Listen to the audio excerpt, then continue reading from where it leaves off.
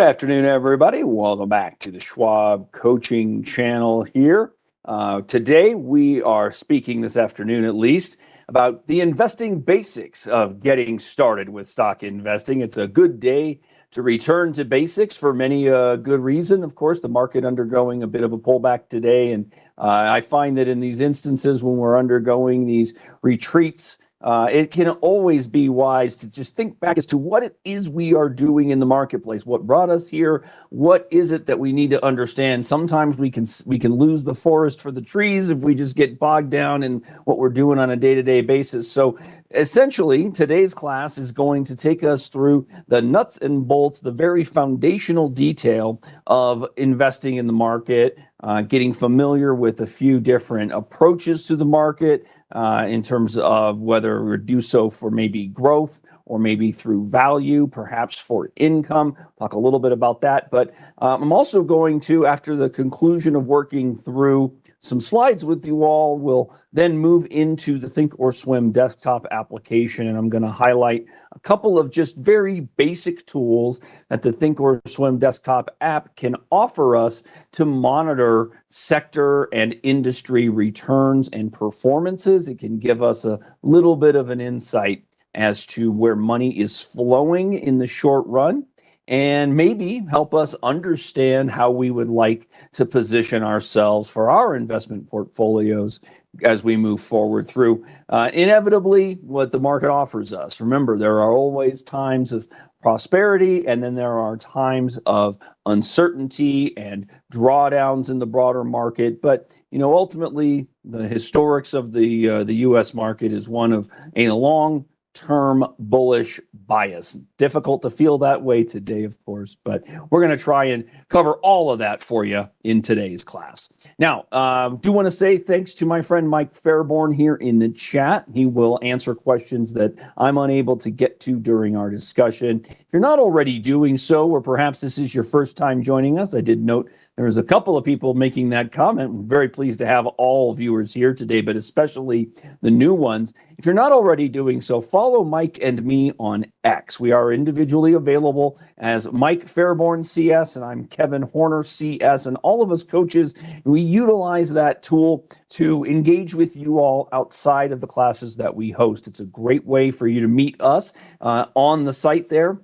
We will post charts and trade details, market information there frequently to give you something to keep your eyes on as you're monitoring the market yourself. So love to have your follow there, and I'd be remiss if I didn't ask you to make sure you're subscribed to the Schwab YouTube Coaching Channel. Here, we do maintain a healthy archive of the majority of the sessions that we offer for you live on a day-to-day basis. They are going to be available in our archive, so please be subscribed as well. Now, as we look here, let's remind you of some important disclosures. Our conversation is always informational and educational exclusively. We are not in the habit of making recommendations nor endorsements for the market, of course, so please keep that in mind. Today, we'll be working in a deck formation for the most part, but when we move out of that, we'll be utilizing the Thinkorswim desktop application. And that will be a version of our paper money software app. Essentially, that's one that allows us to mimic the real actions of the Thinkorswim desktop live money application, but there's a few key caveats that aren't available when you're working in paper money. The scan tool, for example, doesn't have the robust nature that it will in a live fashion, so there's going to be some limitations there. And there are also limitations in terms of placing stop order, or pardon me, option trades, excuse me. So, we were not going to get into options today, so we'll just make note of the fact that we are using that paper money version with our review when we get towards the nearer the end of the class, that is. So, as far as our expectations today, everybody, the agenda, as I noted off the top, we're going to talk about and define some various investing styles. We're going to discuss a lot of that terminology that some of you might be wanting to learn about and know as it relates to what you see here on the Schwab Coaching Channel, or what you get when you watch your favorite news network, of course. And then we're going to look at those resources available utilizing Thinkorswim Desktop today. So with that, let's move on through some of our slide details so that we can talk about these important pieces of information, most notably the investing styles today. So when we look at investing styles, commonly what traders and investors are thinking about, and I'm going to try and lean to investors today, everybody, as much as I can, because really what we're covering here is more of a broad investing process, more so than that of a trader. But I want you to be aware of these three concepts. You've got growth investing, value investing, and income investing. And so growth investing is commonly for the long-range investor, can be a big portion of a long-term portfolio. Now, growth as an individual group will go through wider swings or more volatility, perhaps. That is what we are witnessing today. It's a good example of what can happen when we go through shifts and changes at an administrative level as it relates to policy and our process moving forward. So we're undergoing a repricing, if you will, based on new information that has come to light from our policy shift that just began late yesterday, right?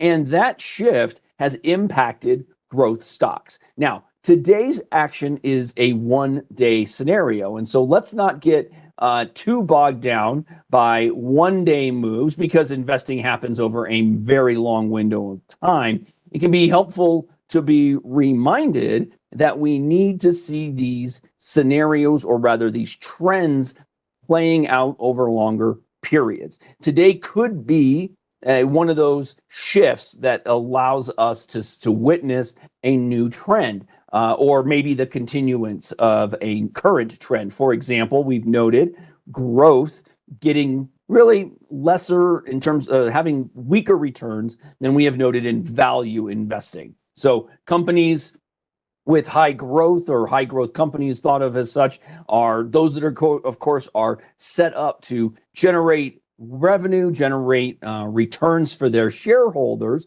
but they're also possibly companies who are potentially a little bloated in terms of stock price relative to, say, earnings. So commonly you'll see high growth companies with high price to earnings ratios.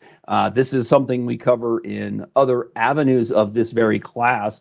But the price to earnings ratio, as an example, is one that is commonly used to balance equity valuations against each other. And when you are looking for growth, and we're in the midst of a strong bullish trend, as an example, growth will often outperform. These are the companies that everybody is aware of and familiar with. These are names that are part of the NASDAQ 100, and often both the NASDAQ 100 index as well as the S&P 500 index. So just a couple of things to keep in mind as it relates to those growth stocks. They do exceptionally well in bull markets on the whole. And of course, as we go through difficult drawdowns in the market, as we retreat to areas of longer range support, it is common that the growth investing companies are the ones that get beaten up more, because they outperform in great windows of time and then underperform in the weakest periods of time. Now, during those weak periods, it is commonly thought that value investing can be a good approach.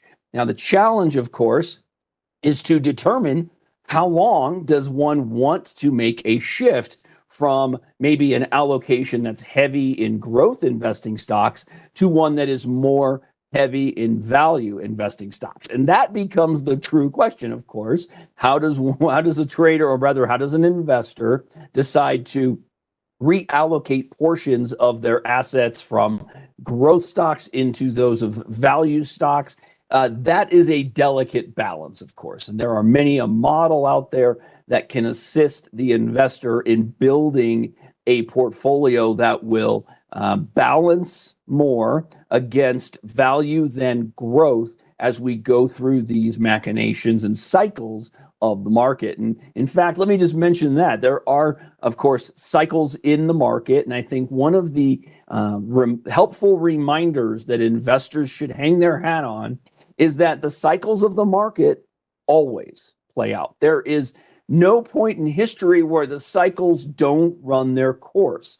The truth, however, is getting to an understanding of those cycles playing out in real time is the true challenge for us as investors. Very difficult in the moment to deal with those changes. And we may very well be in the midst of one of those significantly shifting periods of time. So, as it relates to value investing, what are some of the things investors are more comfortable with? Well, with value investing, these are companies that have already undergone their biggest growth phases. They are very mature companies typically. They are also companies who are going to be providing a price relative to earnings that, when you stand aside growth, are going to look far more reasonable. Think of price to earnings ratios in the neighborhood of, say, 20 up to 25 perhaps. And they may be those companies that are in big chunks of the staples group of the US market. We're going to talk a little bit about the sectors here as we work through this conversation. So I'll share with you some more about staples and maybe the concept of finding value in the marketplace. But ultimately, it's a discussion on moving from equity positions that have high growth and thus high risk into more value-oriented positions. Not to suggest that there isn't risk, of course. There's always risk when you choose to invest in the equity market. But from a value standpoint, the view is that in these difficult windows, the companies that perform better are commonly those that are less expensive to own from a valuation standpoint. And some investors might utilize something like the price to earnings ratios to validate that standpoint. Now, the third type of investing that one might consider is that of income investing. And so income investing is going to be far more focused on the return to the investor in the form of interest and or dividends. There are certainly a couple of groups that offer these types of returns, and these, of course, are appropriate for investors who are in the later stages of their investment life. As you move closer to retirement, working into retirement, and on the back end of retirement, the income portion of a portfolio can be very important to that investment holder. Now, the idea here, of course, is that you maintain investment opportunity and growth, if you will, albeit at a much reduced rate. But the idea is you invest in equities or mutual funds, for example. Mutual fund is simply a basket of equities that might be offering a payout in the form of that dividend at a rate that is attractive to the individual. And so that individual can actually maintain investment in underlying equities and companies in the US market. And those companies can deliver returns without you, as the holder of securities, selling those securities, right? They simply have the opportunity to pay out. Sometimes we're seeing yields in the neighborhood of, on average, I would say a pretty solid yield is in that 3% range. But there are absolutely some equities out there paying 4%, 5%, or even 6% or more. Now, of course, the trick with income investing, as it relates to equities at least, is that companies that pay these dividends aren't required to do so, and they can cease doing so at any time. But there are, of course, groups of companies who not only pay dividends consistently every single year, it also could be that there are companies paying and increasing their dividend every single year. And there are lists of those individual companies available. These are known as dividend aristocrats, dividend kings. These are companies that can be located in watch lists within our Thinkorswim platform, the desktop application.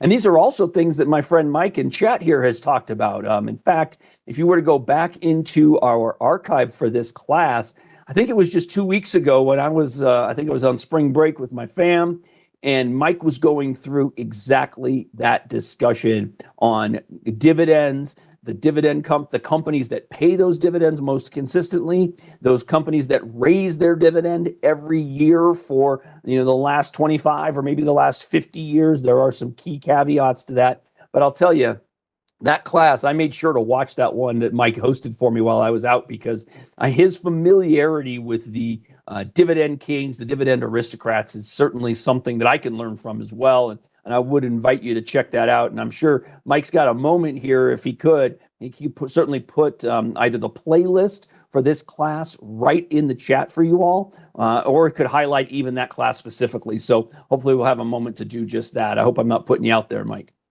So income investing, a very big aspect. And then, of course, I get questions all the time about when we think about growth versus value versus income, are there scenarios where maybe the investor incorporates all three into their portfolio? And I would say absolutely that can be the case. But the percentages of those allocations is likely to shift over time away from growth, more into value, more into income as we age and put ourselves nearer and into retirement. So that's how I would look at growth versus value versus income. By the way, the conversation around these three styles is one that is absolutely available to all of Schwab clients.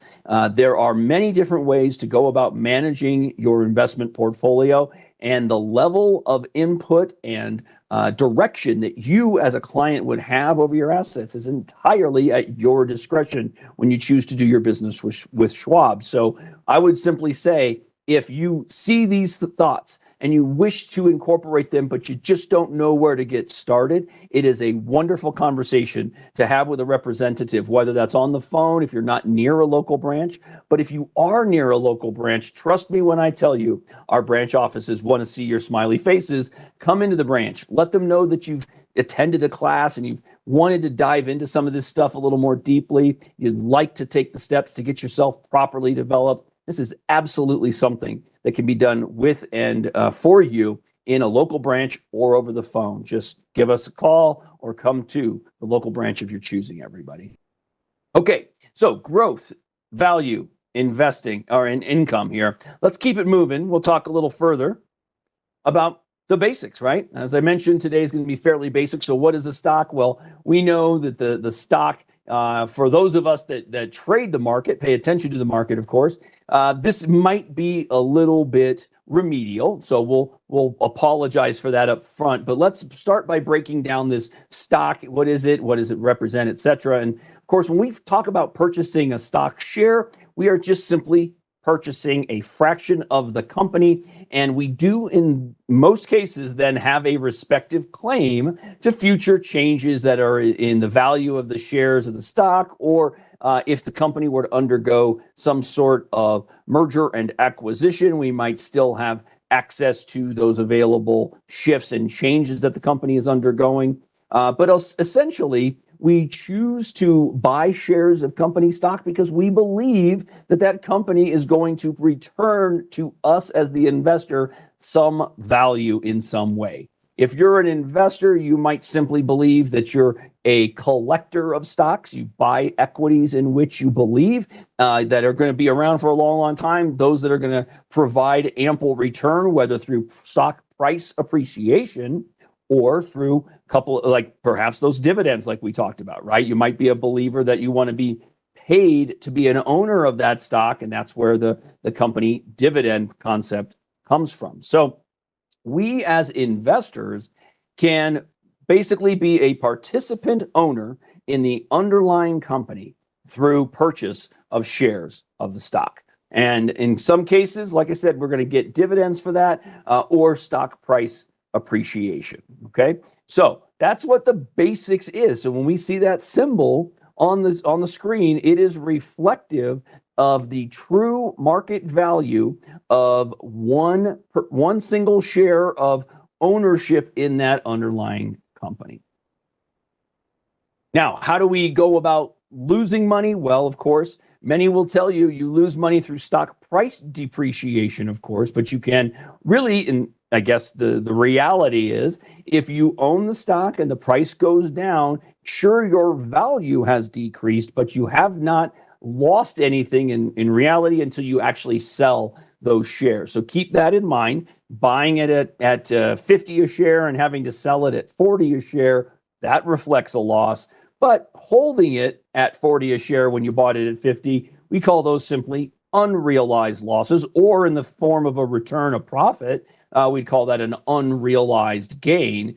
And we only gain value when we sell the actual positions. And as we mentioned, dividends, earlier I stated that dividends aren't required to be paid, right? So dividends don't have to be offered by a company, and they can be ceased offering at any time. In fact, it can be helpful if you are a dividend investor. If you're a buyer of a stock for the purpose of the dividend, then they decide that they no longer can pay the dividend. In many cases, an investor will simply move on from that. That runs their course. They say, look, I bought you for your dividend. You've decided to no longer pay it for one reason or another. I'm out. I have to move on. That was the sole purpose. And don't find yourself tied to a company simply because you bought it. Understand there may be changes that could give you reasons to move on. Let's see. There are good questions in here, so I just wanted to answer. I got one from Ted here about buying a stock with a market order. Is there a way to add a limit so that you can sell that at a profit and a stop limit to sell it when it moves through a lower level? And this is absolutely right, Ted. Your terminology is by and large right on the money. This is known internally, we call these bracket orders. We can enter these in Thinkorswim. That Thinkorswim desktop application calls them one cancels other, and that allows you to quite literally have an open order to sell your equity position above the existing market as well as below the existing market in what we would call a protective measure, right? We can't guarantee price with that. That's known as a stop order on the downside and a limit order on the upside. What I would say is, since today's class is more focused on the basics here, the foundational approach to investing, it's a perfectly appropriate question, and it can be done. But for some guidance, give us a call and speak with a representative. We're available 24/7 at 800-435-9050. And that conversation that you're asking about, Ted, is one that our traders and brokers have every single day. So they'd be happy to walk you through that process. And in fact, help you to get that order entered with you on the line if that's something that you're looking at doing. We'd be happy to do that for you. I was on the phones for a very, very long time here at Schwab, everybody, and getting the opportunity to talk with people who needed just a little bit of guidance and assistance was one of my favorite things to do as a trader there. So they're not going to hesitate to help you out there, Ted. Okay. Yeah, Matt Hiker makes the comment that if you're getting a 10% dividend and suddenly the stock is down 20%, you're still losing money. You're absolutely right. Bear in mind, not every dividend offer is one that is received only in the form of cash. Some dividend investors at younger ages are going through their own growth phases, and they may want to own stocks that pay dividends, but they also might be reinvesting those dividends. That's one of those free services available. When you own an underlying equity that pays a dividend to you, you can choose to have those dividend dollars purchasing more shares of your underlying stock, building that portfolio of that underlying security. And so some would say that when you have a stock depressed in market value and are still earning dividends on it, well, then you're improving your cost basis on those acquired shares, those newly purchased dividends and new shares of stock. Commonly, you're going to end up with fractional shares, right? Portions of an underlying single share. But the idea that in the long haul that you might be underperforming because your dividend isn't covering your underlying risk associated with the underlying stock, that's fair to suggest that that is a reality. So you can't take the assumption that just because you own a dividend paying security that your returns will be better. Can't walk away with that today. So I just wanted to make sure I answered that, because you're absolutely right, Matt Hiker. You absolutely can be down more than even what your dividend may offer, but the process might be one that is still long-term beneficial. A reminder that when we're talking long-term, for many investors, long-term is a window of time that exceeds 15 or even 20 years. And in that extreme long-term, what is commonly witnessed is the long-range bias that is to the upside in the marketplace. And that's just a function of time passing more than anything else. All right, let's talk about earnings. So with regard to earnings, earnings are, of course, how we get to understand the health or the success, if you will, of a company. The breakdown of earnings is what they report to us each quarter in an ideal scenario, of course. Not everybody's going to make it on time. We do see instances when companies are delayed or delinquent in their filing processes, and that puts them at risk. Price per share often takes a beating in those instances, but it's important that these companies share with us not just how they did last quarter, but very often the discussion will be not just, here's the data, thanks for coming. There's a conference call. They discuss what went right in the period. They discuss what went wrong. They discuss what they're thinking about moving forward. And it's that ongoing conversation that a company's management team will have with their investors. And the things that really impact earnings commonly aren't what just happened in the most recent quarter that we're reporting on, but rather what's important going forward. One thing that you may have been hearing a lot about from companies in the last year and a half, 2 years, is how they are approaching artificial intelligence in their business. Just mentioning artificial intelligence in their conference call has proven to be at least a little beneficial initially in these conversations, in these earnings windows. It's not to suggest that a company that doesn't discuss or utilize artificial intelligence is somehow behind the times. That's not the case. But when we get companies discussing the same thing over and over, it commonly is tied to the narrative of the market. So as we get into earnings season, which comes in about 2 weeks, we're going to be hearing from some of the biggest companies to kick things off. Typically, that begins with some of our financial companies.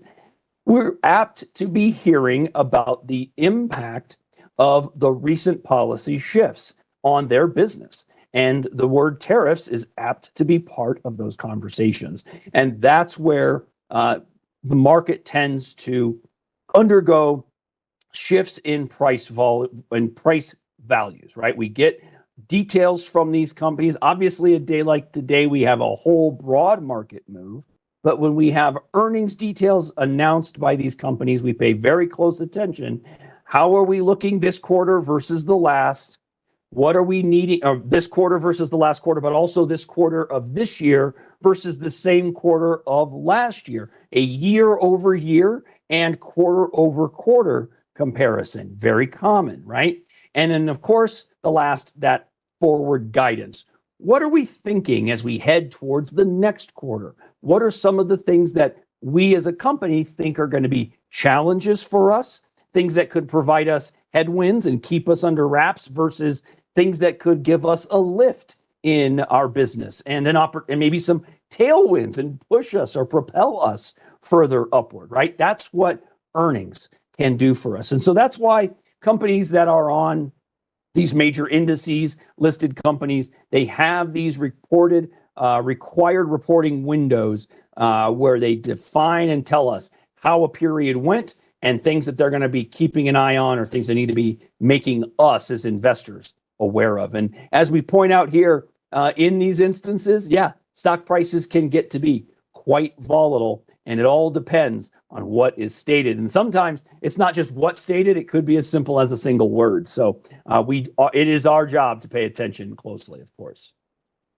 All right, so moving on, we talked about dividends a little bit ago, but ultimately, this is what we want to be reminded of. These are a distribution of the company's profits, and they pay out to shareholders. There is an adjustment made when this occurs. The price per share is reduced by the amount of the dividend when the stock goes under what we call ex-dividend. And that happens commonly about 3 to 4 weeks before the dividend is set to be paid. What that does is it allows the company to define who was a shareholder as of the close of business on the day before the stock going ex-dividend, and that decides how many dollars are needing to be paid out to the number of shareholders that are out there.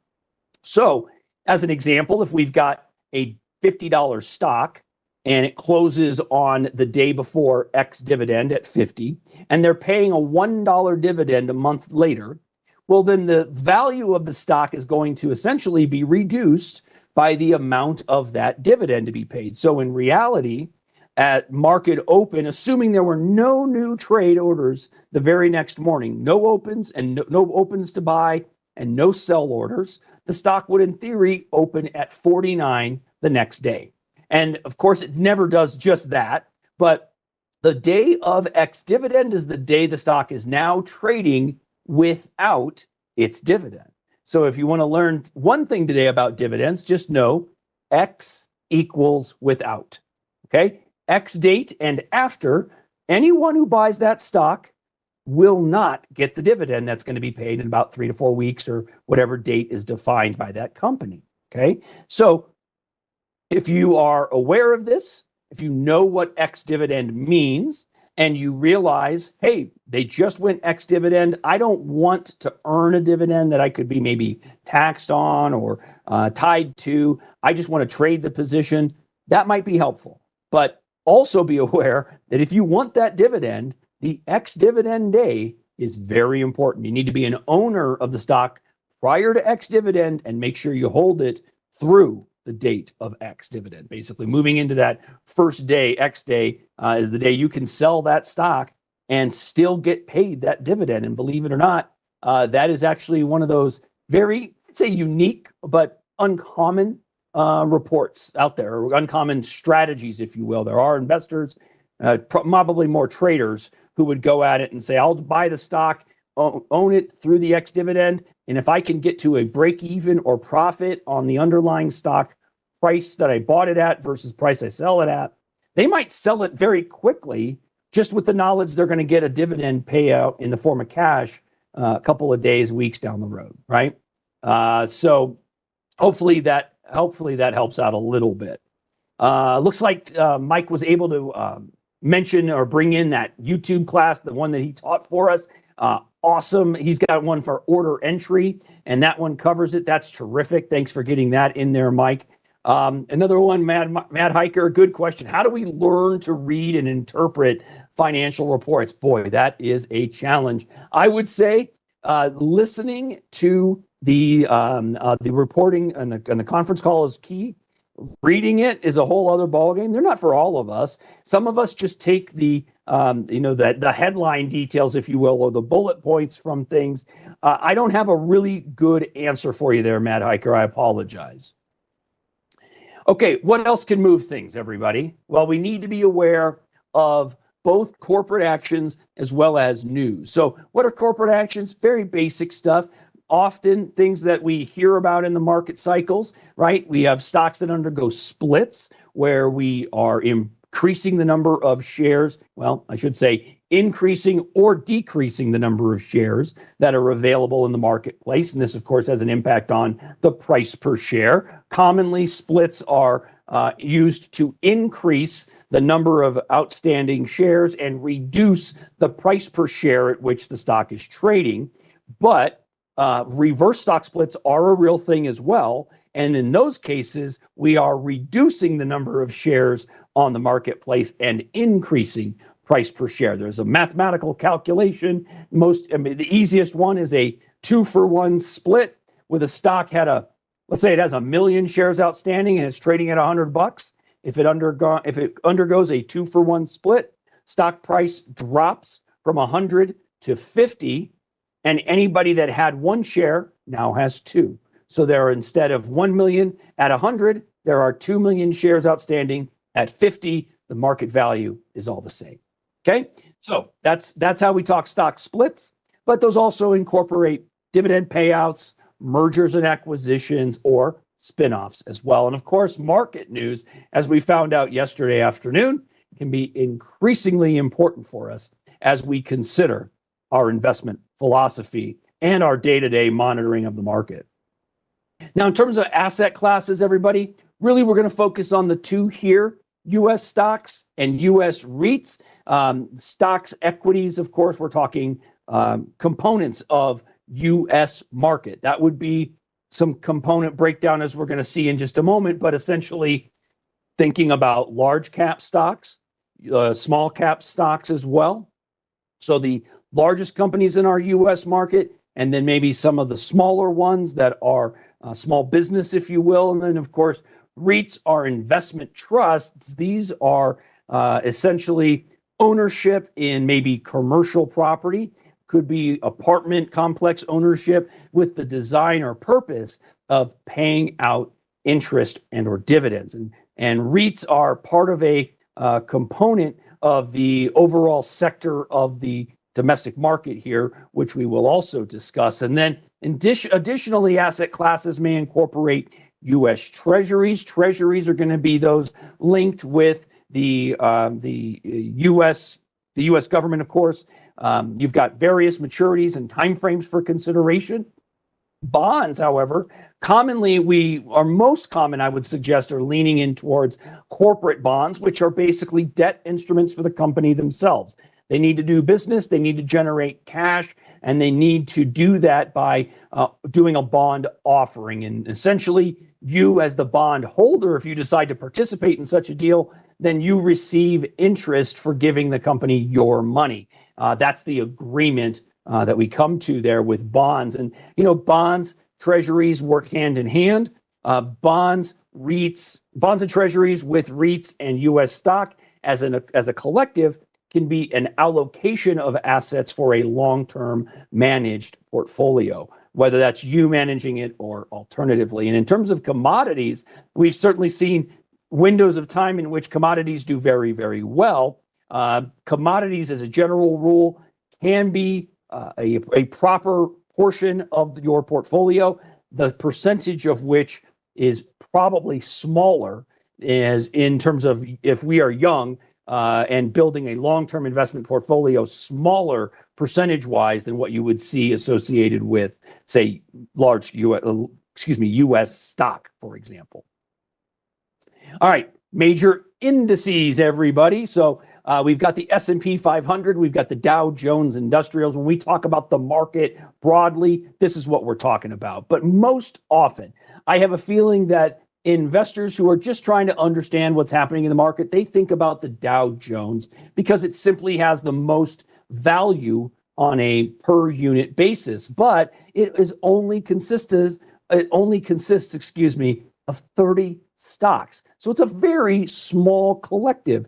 Comparatively, the S&P 500, however, has 501 stocks in it at this time. And that is going to be the 501 largest companies in the U.S. market. And that is perhaps a more broad approach and view of what is the health of the U.S. market. And that's why the S&P 500 is so widely followed and utilized when kind of a default. When somebody says to me, hey, what did the market do today? I, by default, lean in to the S&P 500. I think about the value of the S&P on a per unit basis and what kind of percentage move did it make any given day. This is the index that the majority of participants monitor. It doesn't mean it's the only one, but it certainly is the one that has a substantial impact on how we think about the health and overall well-being of the U.S. market. Now we also have the NASDAQ and the Russell. So the NASDAQ composite is comprised of a very large group of I would say, technologically leaning companies. The NASDAQ is more built by technology versus, say, the S&P 500, which definitely has technology stocks in it. But what the NASDAQ does not represent in terms of a large percentage are some of the things that the S&P 500 does represent. Financials, for example, make up a big component of the S&P 500, but are not a big component of the NASDAQ at all. And further, the Russell 2000 absolutely does make up, have a big component of banking and insuring as well, but it's also weighted heavily by these high growth opportunity companies that are not yet in their long range window past that initial growth phase, right? So these are the companies that have a bit more of a debt-laden underlying position.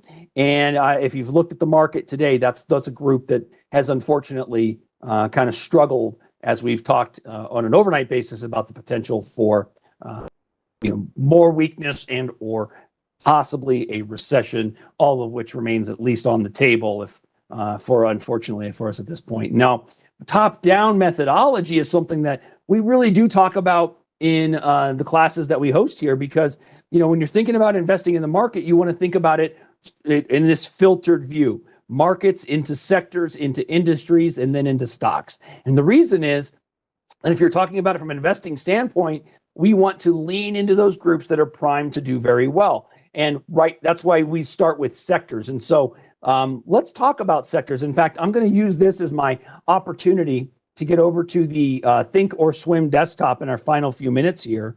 And I'm just going to mention and point out a few things for us. So let me bring us up. Here's our S&P 500, everybody, unfortunately down to 5,400 as we speak. So what I wanted to highlight here isn't so much the chart, but rather the monitoring process that we can go through. And a lot of that's going to be done via the Market Watch tab here. And I am on quotes under Market Watch. And what I've selected here is from the public watch list, this very bottom one, public S through W. And this is sector indices. Essentially, this is the 11 sectors of the US market.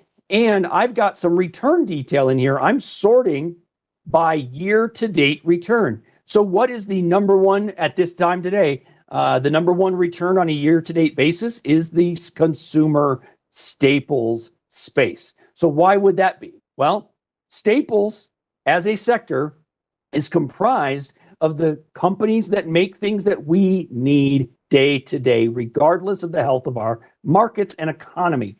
So staples are your toothpaste, your shampoo, your toilet paper, your napkins, so on and so forth, right? These are the things that we have to have. Laundry detergent and so on and so forth.